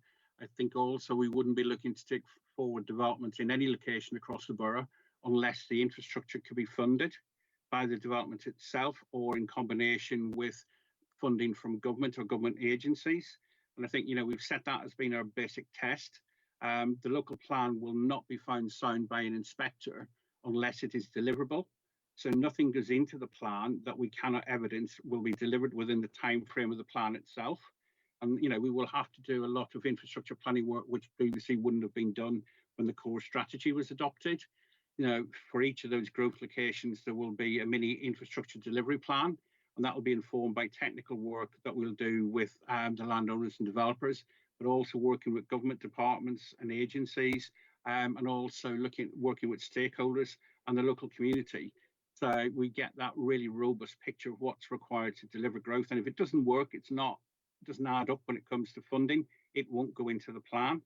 And I think, you know, in terms of protecting those green spaces, I mean, I live in a place called Dudley in the West Midlands, and my first job when I was a planner was to come in and help pull together the recreation open space subject plan.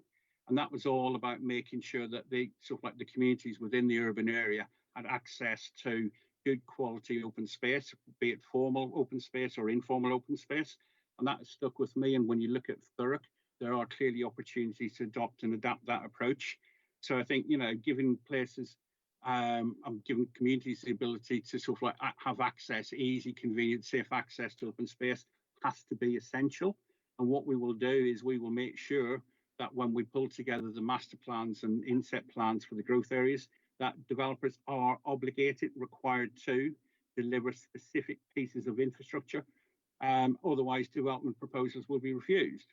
And the difficulty we've had as an authority over the years is when the core strategy was adopted, it was envisaged that it would be shortly followed by the preparation of a site allocation plan, which would have done effectively that, set out the specifics of what's required. But because that was never prepared and we moved towards producing a proper integrated local plan, we have suffered as an authority because we haven't had those specific infrastructure requirements set out in an adopted plan.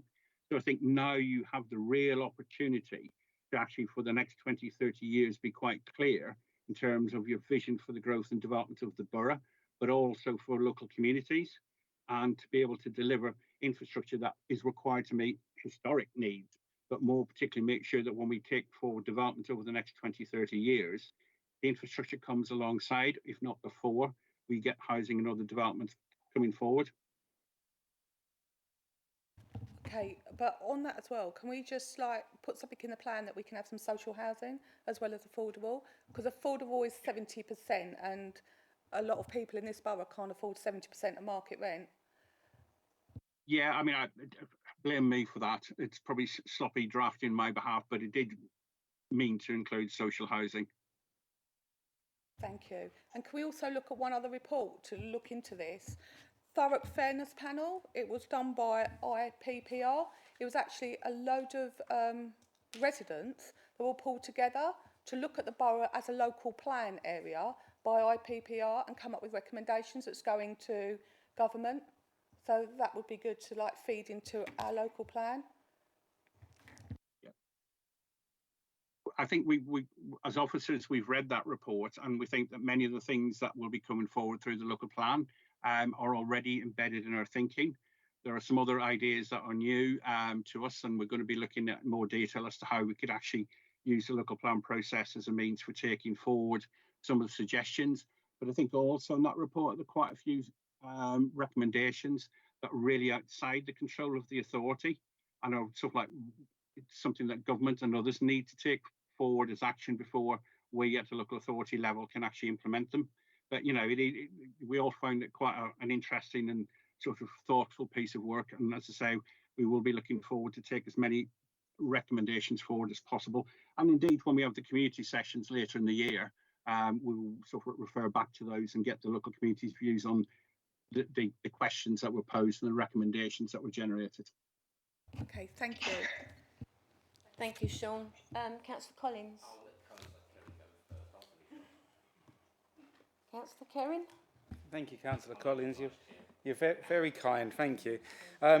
So, Councillor Watson, I totally agree with what you were saying about affordable and social housing. And carrying on from that, really, is looking at the type of housing. And I'm sorry if I sound like a stuck record, but the minutes on page 8 do attest to the last time I brought this up about the type of housing, because I know the numbers are really important, but I think within that I actually want to get to the crux of flats or houses, 4 bedrooms, 2 bedrooms, size of gardens, you know, proximity to particular locations, housing in proximity to the industries that are opening up. You know, I know in the last, I read through the minutes, and I remember you saying at the last meeting there'd be a report on this in the autumn about the type of housing. But is there any progress at all you could tell us about how we're moving to identifying the type of housing that we're going to be looking at for the local plan, please? Yeah. Just this morning, there was the inception meeting for the South Essex Strategic Housing Market Assessment Study, and that is the sort of mechanism and technical work which is so important in terms of identifying the mix of housing needs that we need to address, and also the mix of housing typologies that we need to deliver to support the local plan. So I think sort of like the programme for that work would take us, as I said earlier, in the year up to the autumn. And from that, we will get both our numbers in terms of overall housing needs, but also in terms of affordable housing, and then breaking that down into different market segments, sort of like more specific information in terms of size, tenure, and that will be one piece of the jigsaw. I think the other piece of work that we were doing now, which is the site assessment work, which is where we're looking at all the sites that are being promoted through the local plan process. We will be investigating those sites in terms of their appropriateness for development, but also in doing so, we'll start to think about, well, what are these sites best located for? And what mix of housing should we be looking to promote on those sites, and having the relevant discussions with the landowners and developers to ensure that we get the right mix of housing in the right area.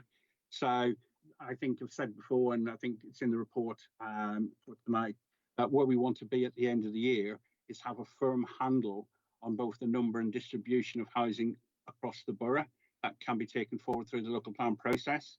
And for each of those sites, we will hopefully be able to indicate the mix and nature of the uses that we want to take forward. And all that should be reflected back the evidence that we as an authority will gather, part of the strategic housing market process, but also the development of a new borough housing strategy, which will give us something that's very bespoke and should be really reflective of local needs. Yeah, because at the moment, all we can do is really go on about the numbers, because there's not an awful lot else we can go on. So the conversation needs to be around, obviously, the type of housing, social affordable housing, and also the mix of village expansions, new settlements and urban intensification. We need all of that out so we can have a full, thorough debate about where our borough is going to be in the next sort of 30 to 50 years. So thank you for your indulgence, Chair. Just before Councillor Collins comes in, Sean, have we ever gone into the realms of building another village, you know, a whole village somewhere or not, that might take into consideration all the housing that we need? I'm not saying we need 32,000, but if we need whatever. Yeah, I mean, I don't think, based on sort of looking elsewhere, that there are any suitable locations to take everything in one fell swoop, because the infrastructure needs and the period of sort of like planning for its development and bringing it forward would, you know, you are talking about a Milton Keynes or a Basildon. It would take so long to deliver that we would be failing to meet the needs of the local community.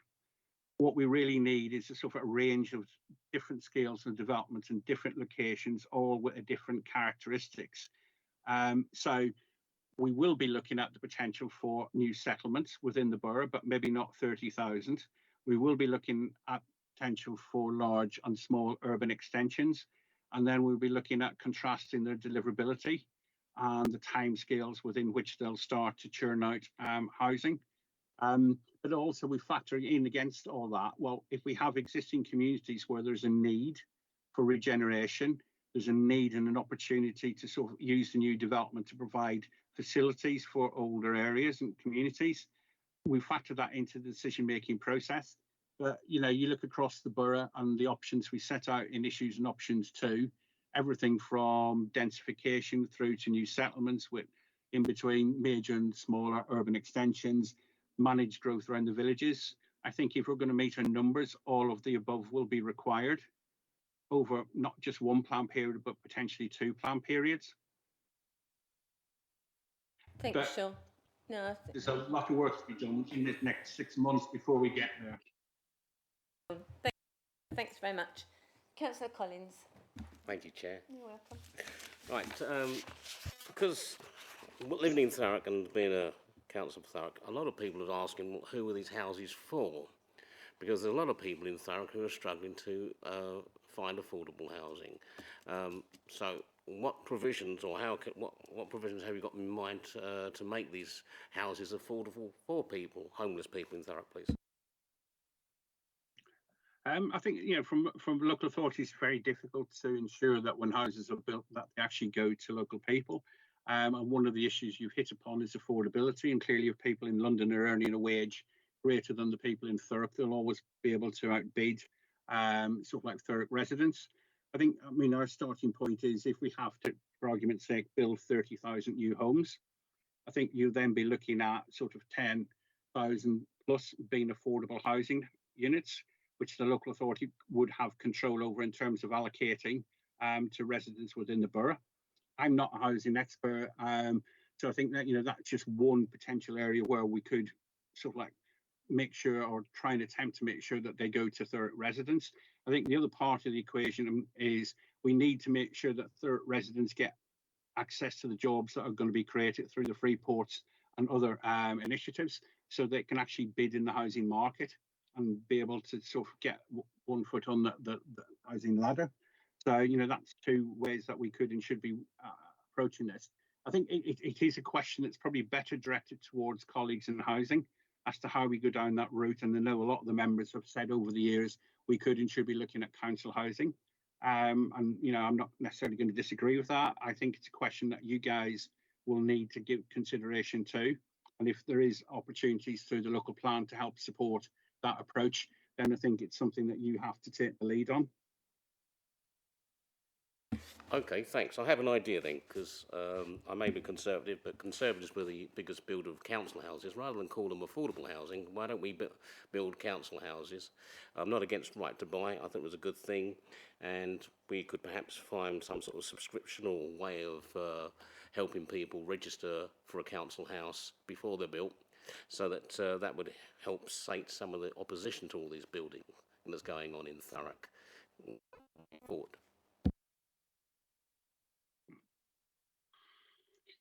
I mean, I think in terms of the last version of the SHMA, it was quite clear that the most important thing in terms of meeting Thurrock housing requirements was to address the affordable housing issue.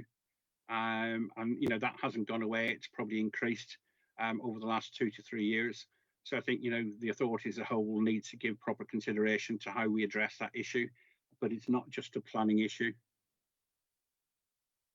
Quite understand, but if we ask for a provision of, say, I don't know, 20,000 houses set aside for, let's call them council houses for people of Thurrock, would that be a problem to the plan? I'm not. I mean, it's a really good question you're posing. I don't really know the answer, if I'm being honest.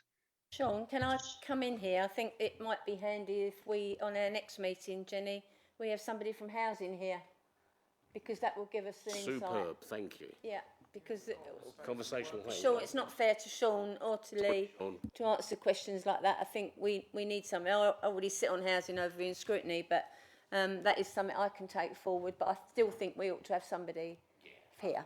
Yeah. Sorry, can I ask another question then, while I'm on a roll? Oh, go on. Thank you. Thank you, Chair. Right. My concern is what happens to all the water. As we've seen with the road on the A13 that's been widened by a lane each side, the excess water had to be managed away from the road and to avoid flooding. We're going to be talking about building lots and lots of houses. Now, we've got dangers, as we've seen in Staveley Hope, in Runnymede Road, where there's a lot of rain and the water overflows. That's the sort of thing you'd probably have in the Fenland, round Malvern. How's that going to be managed?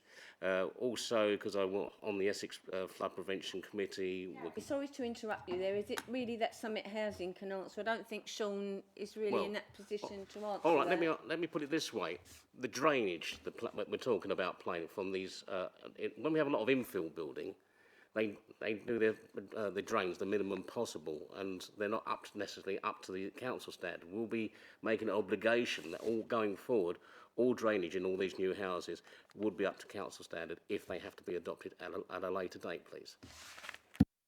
As part of the local plan technical work, we are in the process of commissioning further work with the Environment Agency to look at strategic flood risk assessments, particularly in relation to the growth areas. And the point you make is well made. I think we look back at last winter and stuff like more recently, and I think, you know, we could and should be following national guidance, which is to avoid those areas where flooding is a potential risk, and we could and should be able to do that in the borough. But equally, we need to be alive to the fact that some areas where growth might come forward, it could actually pay for flood remediation and mitigation to make sure that some of those problems that occurred more recently don't occur again. But there will still always be a question mark over longer term impact of flooding and climate change. So I think the precautionary principle of avoiding where possible is the most appropriate starting point for this discussion. But equally, if we have to take forward development in certain locations, but for whatever reason, we need to have a cast iron story and delivery approach that make sure that the infrastructure is provided to make sure we don't have future problems. But avoidance is the best approach. Thank you very much. Thank you, Chair. Also something that can come in on planning. I know that Lee will come in on that, just a small, because environmental and water board very rarely come to planning, do they, Lee? I mean, they give a reason why, whatever, but we don't really come so that planning can ask questions like that. And I think they should be there at planning. So I don't know if Lee just wants to answer that. Chair, you're right. There's and just picking up on Sean's point. So there's two angles to this. There's ensuring that the plans and the site allocations through the local plan are called with the drainage strategies for those larger areas. But then, of course, when the planning applications come in, then there's that second check of when the detail comes in. Obviously, that will at certain scale of development would go to the Environment Agency, but at either scale, whether it's major or minor, they will go to the council's in-house flood management team, and we would also be checking that as well to make sure that when the recommendations are supported and going to planning committee, that we're satisfied again through whatever conditions it might be on that individual consent, that we can ensure that that the flood risk has been mitigated. So there's a higher level, and then the detail when the planning application comes to committee. Hopefully that helps. Chair, can I just also ask, we've talked about the flood, but what about power as well? We've got to make sure there's enough capacity in the grid in this area so we don't have blackouts for these extra capacity of housing, please. Yeah, I mean, another really key piece of technical work we're undertaking for the local plan is the preparation of an energy strategy, and we've commissioned Arabs to produce that for us. So it's looking at resilience in the network. So we're looking at capacity of the existing networks to support growth going forward, and where there are pinch points, making sure that we identify very early in the process where we need to put additional capacity in. And in doing that, we're speaking to the Cadence, NPower and other utilities and providers, and also looking at the opportunity within the borough where we can generate additional power, looking at wind turbines and other opportunities. So that is something that we're very alive to, and I think sort of like it's all part of a more general approach to dealing with climate change, and we've got a climate change strategy which is also in preparation. And those two studies, I think we started at the beginning of the year, and we came to task force and the consultants made presentations as baseline that we would look to get them back taps in September so they can address the question that you've just posed. I think it's a good point, Sean. So even if all the new schools we're building, none of them have come up with wind power, and that would solve an awful lot of what new schools take out of the area. So I think that's a lot of, down the docks they've got wind power down there, and that works very well down there. So I think it's something we can look at. I don't know if Lee on planning, is that ever spoke about, Lee, on new schools doing wind power? I think you hit the nail on the head in the sense it hasn't come forward in the most recent schemes, but as Sean mentioned, through the energy strategy, through that local plan, we need to ask these questions, because this isn't about the applications in the next year or so. This is over the life of this plan and looking beyond into the next plan period. So I think it goes back onto the car parking debate. How does these places that we create, how do they evolve into and are future proofed as best we can, and how do we create that condition through the plan to allow there to be that it needs to react to the demands and needs of today, but it needs to also we also need to keep one eye to the future and how we don't make mistakes now that will hamper development and innovation in the future. And if we can just add one thing there, in terms of the work that's been undertaken for the energy strategy, we've asked the consultants to look at different typologies of development of different scales in the borough, and look at what we could be asking the land scheme promoters to take on board as ways of mitigating sort of like energy demands, and looking at bringing forward positive outcomes in terms of energy production.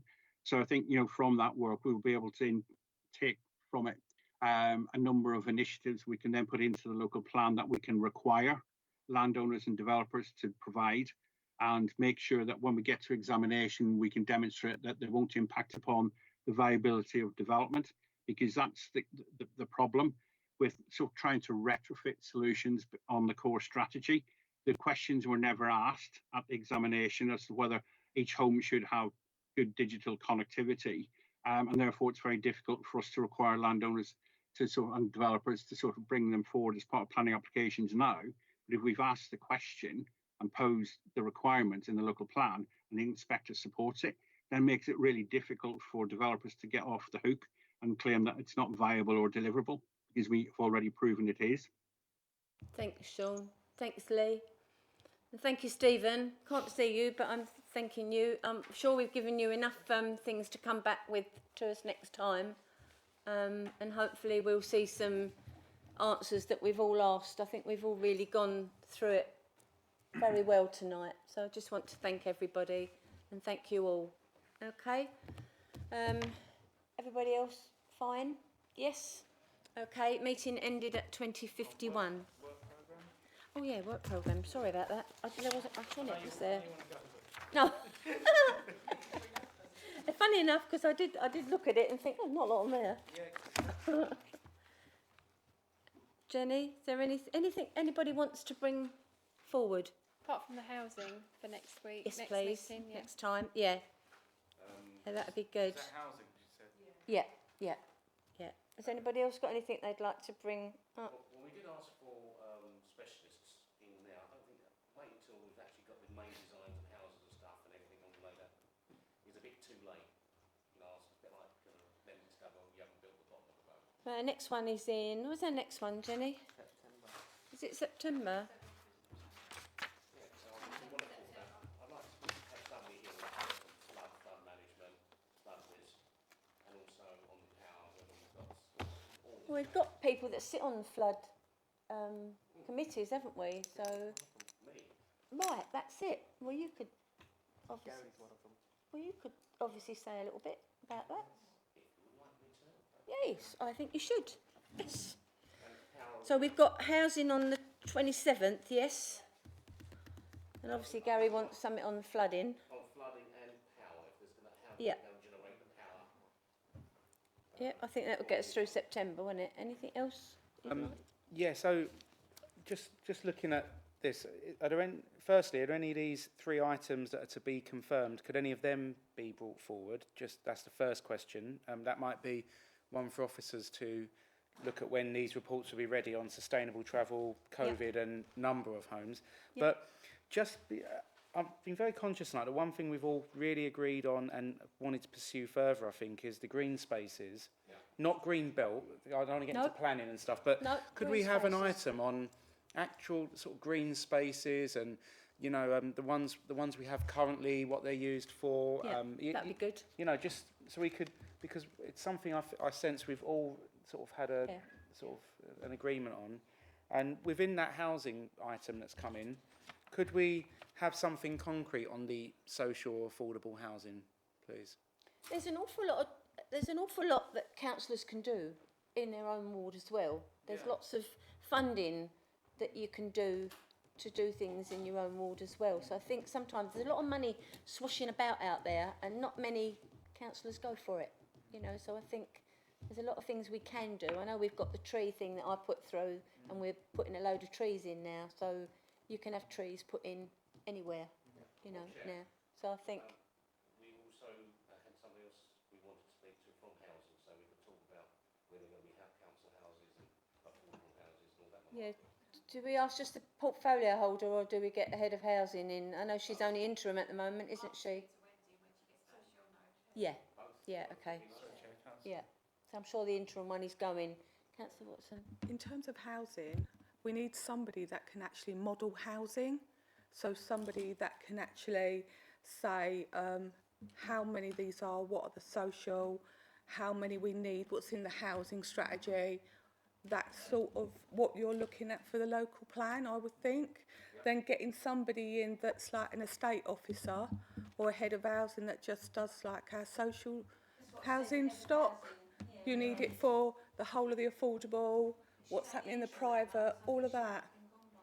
So is there anybody that can do that within Directorate? Yeah?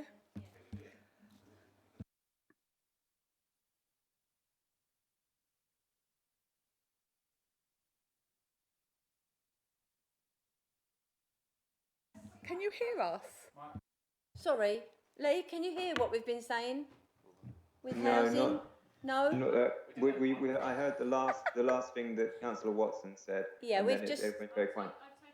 Yeah, Jenny's taken notes. I'm sure we'll get the right people here at the right time. I just think this is a great opportunity, this committee, to Yeah. go into the amount of detail that you wouldn't always be able to necessarily on a PTR with on a ONS committee with the sort of number of items to get through. So let's just, we've had 2 items and we've taken nearly 2 hours, but it's been really fruitful discussion, I feel. So let's just I think we're all singing off the same. let's just really go for it and go into detail with this.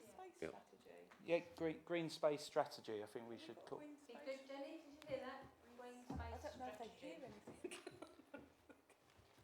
Coloured maps of where it all is, and just let's have a really detailed report on something that we all care about. Yeah. And of course, flood risks as well, floodplains. Yeah. And industrial estates by the sound of it as well, innit, Gary? And where we're going to build the factories and the methods of generating wealth for Essex. I love factories.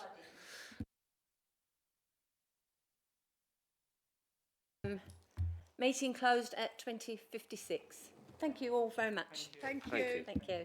Thank you.